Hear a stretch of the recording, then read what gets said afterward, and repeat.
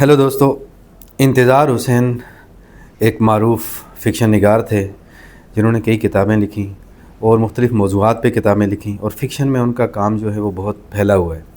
आज की नशिस्त में उनकी किताब चिरागों का धुआं हमारे पेश नज़र है और चिरागों का धुआं यादों के 50 बरस।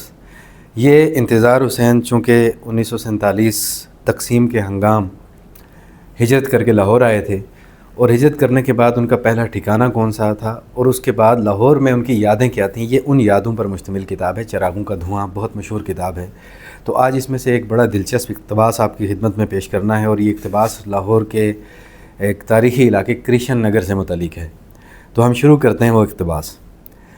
इसका उन्वान है गंगा जमुना का पानी लाहौर से गुज़रा कराची बह गया। इंतज़ार हुसैन साहब लिखते हैं, पता नहीं ये ख्वाजा मोइनुद्दीन के ड्रामा लाल किला से लालू खेत तक की बरकत थी या इस इलाके में बसने वाले महाजिरों का कमाल था। बहरहाल लालू खेत ने पाकिस्तान के इब्तदाई बरसों में बहुत शोहरत कमाई। खैर, लाहौर में हमारा अपना एक लालू खेत था। लालू खेत तो लालू खेत नहीं रहा, लियाकताबाद बन गया, मगर कृष्ण नगर बदस्तूर कृष्ण नगर चला आता है। इसे इस्लामपुरा बनाने की कोशिशें अभी तक तो बारबार हुई नहीं हैं।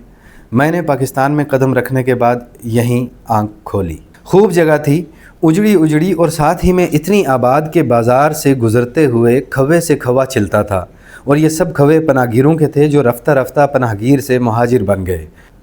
उन्हीं पनाहगीरों में वो एक बुढ़िया भी थी जिसके मुंह से निकला हुआ मासूम सा फिक्रा अस्करी साहब ने लपक लिया और उसमें से पाकिस्तान का फ़लसफ़ा कशीद कर लिया।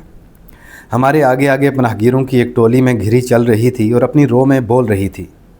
कहने लगी, ए भैया, मुल्क वुल्क क्या है, बस बेचारे मुसलमानों ने लश्टम पश्टम एक कच्चा घर खड़ा कर लिया है, चलो सर छुपाने को एक कोना मिल गया। इसी बाज़ार में एक नुक्कड़ पर एक दुकान के थड़े पे एक मीर साहब बैठते थे। पूरा नाम था मीर इतरत हुसैन। मुजफ्फरनगर से लुट पिट कर आए थे, मगर इस थड़े पे आकर ऐसे बैठे जैसे पुश्तों से यहाँ बैठे हुए हैं। पान सिगरेट की इस दुकान पर गाहक तो कम ही दिखाई देते थे। शेर व शायरी का चस्का रखने वालों और गप हाँकने वालों की फड़ जमी रहती थी। जब बेफिक्रों का हुजूम ज़्यादा हुआ तो मीर साहब ने एक ऐलान नामा लिखकर दुकान पर आवेज़ा कर दिया और उसमें कहा गया था कि हमारे हल्का ख़ास में दाखिल होने की शराइत मंदरजा झेल हैं। आदमी ग्रेजुएट हो, खुश शक्ल हो, मज़ाक़ सुखन रखता हो, ज़बान सही बोलता हो।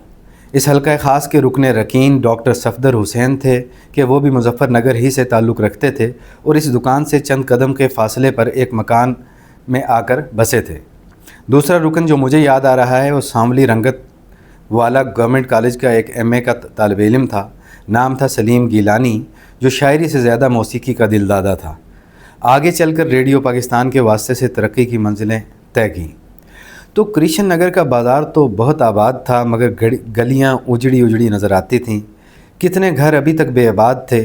मकान बहुत अच्छे बने हुए, 2-2 मंजिला, से मंजिला, बाहर ताले पड़े हुए, अंदर फर्नीचर से आरास्ता। नक्शा बता रहा था कि यहाँ कोई फसाद नहीं हुआ, बस इन मकानों के मकीन अचानक यहाँ से रुखसत हुए हैं और इस तरह रुखसत हुए हैं कि ऊपर की मंजिलों की जो खिड़कियाँ खुली थीं वो खुली ही रह गईं। दिन में इन मकानों पर उदासी बरसती और रात के अंधेरे में वो भूत बन जाते थे और जब तेज़ हवा चलती तो खिड़कियों के पट धाड़ धाड़ बोलते थे। जो मकान आबाद हो गए थे वो मकान अपने मकीनों के साथ घुले मिले नज़र नहीं आते थे। मकानों की अपनी शान, मकीनों का अपना रंग। एक ड्राइंग रूम का नक्शा अब ये था कि अंदर फर्नीचर एक कोने में समेट दिया गया था, बाकी जगह में भूसा बिखरा हुआ था। आगे बरामदे में भैंस बंधी हुई थी। मेरा अस्करी साहब के साथ बसेरा था और अस्करी साहब ने अपने एक फफेरे ममेरे या खलेरे भाई के घर में छावनी छाई थी। ये घर बस वाजबी था। मैंने अस्करी साहब से कहा कि अस्करी साहब, कृष्ण नगर में यार तो बड़े अच्छे आरास्ता और पैरास्ता मकानों में आकर बराजुमान हुए हैं, आपके भाई ने ये कैसा मकान अलाट करवाया था? फर्नीचर के नाम यहाँ तो एक कुर्सी भी नज़र नहीं आ रही। कहने लगे, इस मकान में एक ही चीज़ मिली है, वो भी मालिक के मकान आकर ले गया। मैंने पूछा, वो क्या चीज़ थी?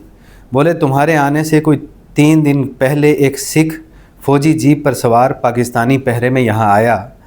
कहा कि ये हमारा मकान था, बाकी सामान तो हमने संगवा लिया था, मगर यहाँ हमारी मुर्गियों का टापा रह गया है। मुर्गियों का टापा? मैंने हैरान होकर पूछा। بولا بات یہ ہے جی کہ ٹاپا نہ ہونے سے مرغیوں کے سلسلے میں ہمیں بڑی پریشانی ہو رہی ہے، مہربانی کر کے ہمارا ٹاپا دے دیجئے۔ سکھ فوجی نے ٹاپا جیپ میں رکھا اور پاکستانی سپاہیوں کے پہرے میں بحفاظت تمام یہاں سے لے گیا۔ تو یہ تھا اقتباس انتظار حسین کی چراغوں کا دھواں سے۔